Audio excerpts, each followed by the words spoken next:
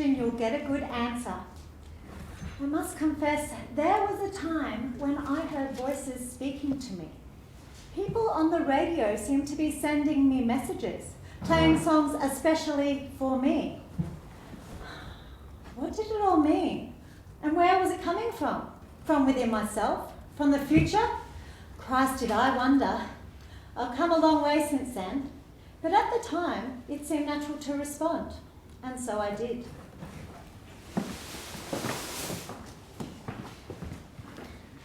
Here's a story you might find interesting. Some time ago I woke up, suddenly, as if from a dream. Strangely, I couldn't say when I fell asleep, nor account for exactly 13 days of normal waking existence. Some unexplained phenomena persisted, such as delusions of grandeur, omniscience, feelings of unreality, and a total unawareness of time passing. I also had a strong sense of being on a mission.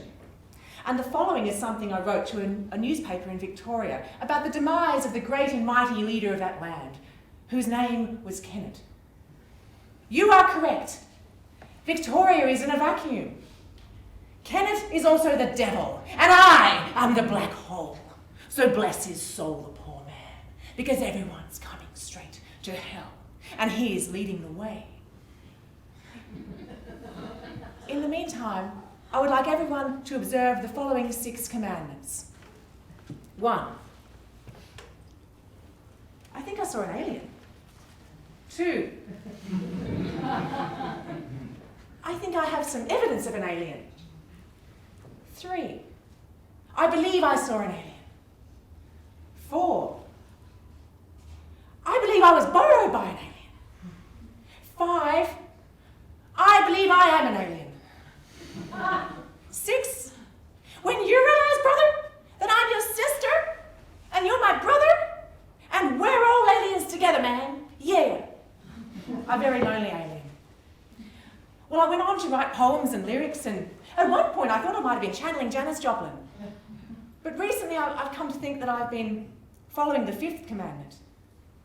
I believe I am an alien. Which leads me to think that I've been sending myself messages, and even that I possibly abducted myself. Is there any help for me?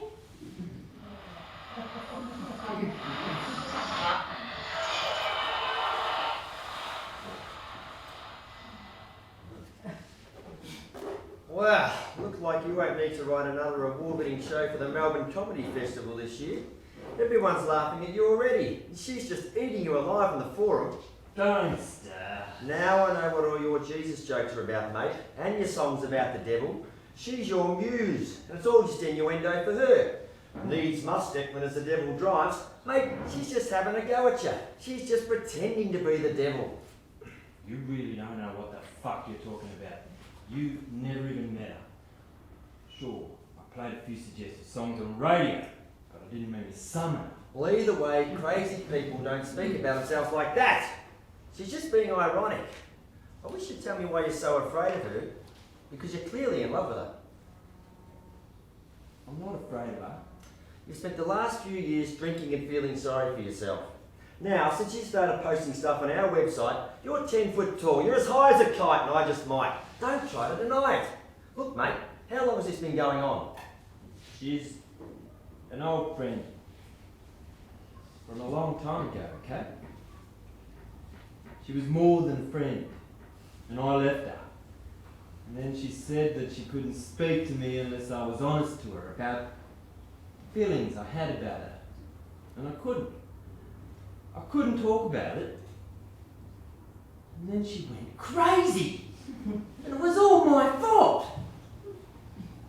We haven't seen each other for a long time. And that's it. That's all I have to say about this. Well, you're the one who's provoked her, mate. I mean, talk about speak of the devil. Now, you're the envy of the Melbourne comedy scene, and you just love it. As long as you don't have to talk about how you really feel. Declan, don't torture me with this. I think you're torturing yourself, mate. I don't see any evidence at all that she's crazy. In fact, she seems really goddamn smart and funny to me. Good evening, listeners, and welcome to the pitch on 3RRR. Yeah, like I was saying before the show, Chris, everything's fucked for Romeo and Juliet because there's a mix-up with a letter. He doesn't know that she isn't really dead. It isn't fated. So basically you're saying that Shakespeare could have done a better job at writing a tragedy. He relied too much on accidental misfortune. Yeah, well, it's not as if they were in an impossible situation, you know. There was just bad luck involved, like with Jesus.